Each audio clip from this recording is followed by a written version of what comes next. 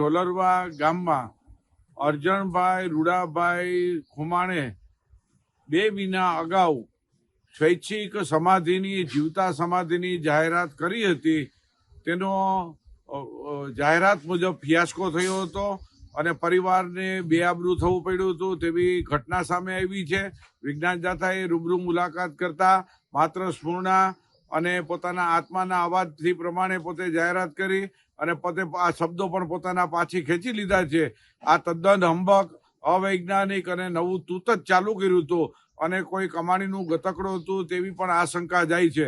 વિજ્ઞાન જાથા લોકોને અપીલ કરે છે કે જીવતા સમાધિ લેવી કે સ્વૈચ્છિક સમાધિની જાહેરાત કરા કાનૂની અપરાધ છે અને લોકોને ભ્રમમાં નાખવું, પોતે આશીર્વાદ આપવા, દર્શન આપવા અને સામૈયા કરવા, ઢોલ નગારા વગાડવા આવી ઘટના છે એ પોતાની પ્રશસ્તિ માટે અને પોતે નામના મેળવવા માટેનું આ હીન કૃત્ય હતું.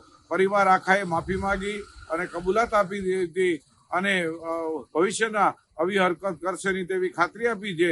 લોકોએ આવા જીવતા સમાધિના કે કોઈ પણ કે સમાધિ આપવાના તૂતથી અળગા રહેવા જાથા અપીલ કરે છે.